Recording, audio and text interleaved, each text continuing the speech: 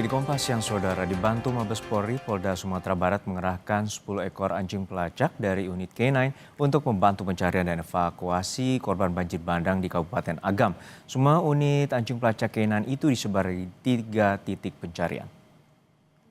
Memaksimalkan proses pencarian korban yang masih dinyatakan hilang di Kecamatan Palembayan, Kabupaten Agam, Polda Sumatera Barat telah mengerahkan 10 ekor anjing pelacak dari unit K9. Disebar di 3 titik fokus utama pencarian. Kehadiran unit K9 di lokasi diharapkan dapat memudahkan pencarian terhadap korban yang terimpit material banjir bandang. Proses pencarian juga dibantu dengan 3 unit alat berat. Hingga saat ini akibat banjir bandang di Kecamatan Palembayan, 123 orang meninggal, sementara 47 orang lainnya masih dalam proses pencarian.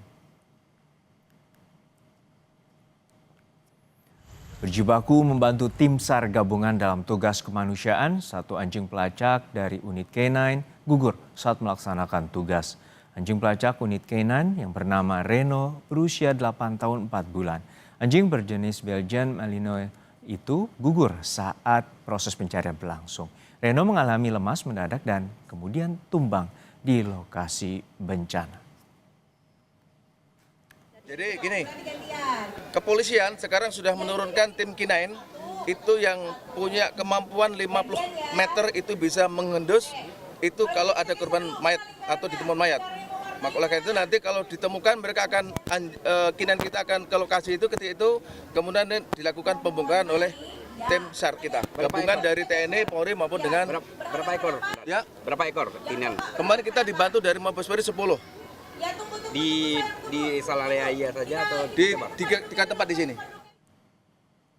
Informasi terkini di Agam, Sumatera Barat kita tanyakan langsung pada jurnalis Kompas TV Reza Pratama dan juru kamera Abdul Rohim. Reza, untuk saat ini bagaimana dengan kondisi para pengungsi dan juga warga yang terdampak banjir bandang terutama di Kabupaten Agam? Seperti apa posko medis dan juga pelayanan kesehatan bagi warga terdampak?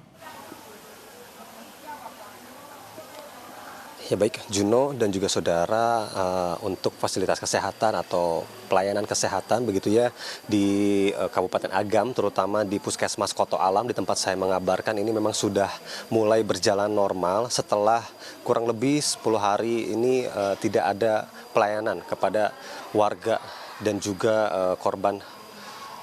Maksud kami dari warga di sekitar Puskesmas Koto Alam.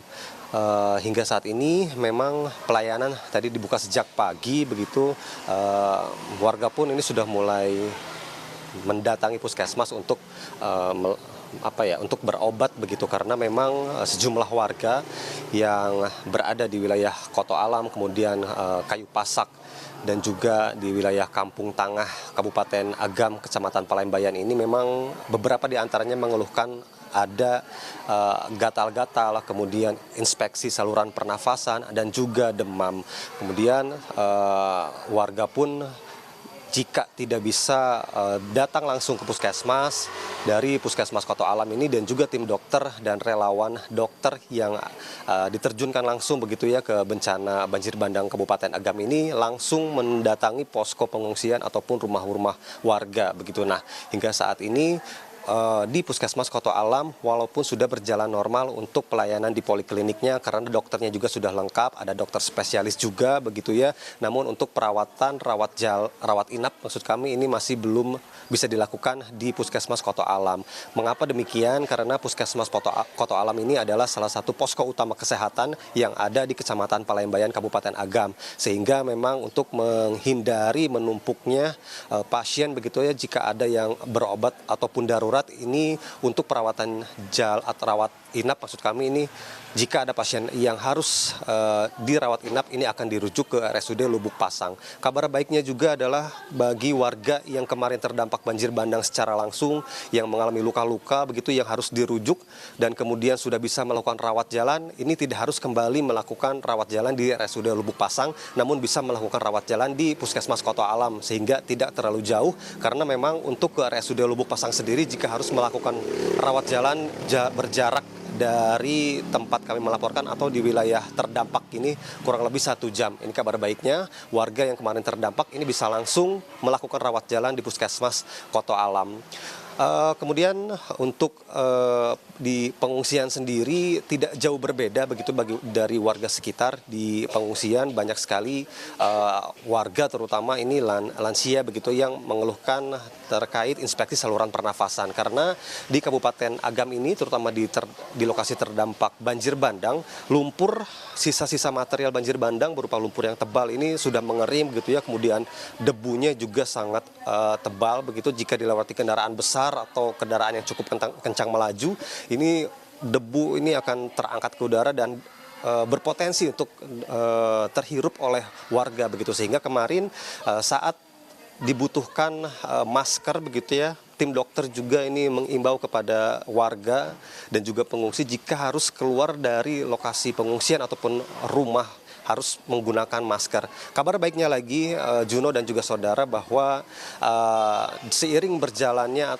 poliklinik atau pelayanan kesehatan di Puskesmas Agam ini, air bersih yang kemarin di sini sangat kekurangan, saat ini air bersih sudah bisa disalurkan dengan baik begitu ya, walaupun memang harus melalui mobil tangki air dari Kementerian Pekerjaan Umum begitu ya, karena memang pipa saluran air di sini memang masih belum bisa betul sepenuhnya begitu, sehingga air bersih ini dipasok ke Puskesmas Koto Alam sehari 2 kali, sehingga kebutuhan air bersih saat ini di Puskesmas Koto Alam ini mencukupi. Kemudian pasokan listrik juga di Puskesmas ini ataupun di Kecamatan Palembayan ini sudah bisa dirasakan kembali oleh warga, sehingga vaksin-vaksin yang ada di Puskesmas Koto Alam untuk keperluan warga jika harus vaksin terutama anak-anak begitu ya, bisa disimpan langsung di Puskesmas atau di lemari pendingin Puskesmas, karena pada waktu itu vaksin yang harusnya disimpan di Puskesmas Koto Alam karena listrik mati pada saat itu, karena kulkas ini atau lemari pendingin ini harus non-stop gitu ya, harus menyala, ini akhirnya pada saat listrik mati dipindahkan dahulu ke Dinas Kesehatan Kabupaten Agam yang jaraknya cukup jauh dari sini. Nah, kabar baiknya listrik sudah menyala, vaksin pun saat ini bisa disimpan untuk keperluan bagi warga di Puskesmas Koto Alam. Demikian, Juno. Kita harapkan pelayanan kesehatan terutama di Kota Alam, Kabupaten Agam dapat berjalan maksimal bagi warga terdampak banjir bandang, dan warga juga mendapatkan bantuan logistik termasuk air bersih dan juga makanan yang maksimal. Terima kasih atas laporan Anda, jurnalis Kompas TV Reza Pratama dan juga Abdul Rohim. Jaga keselamatan juga kondisi Anda di sana.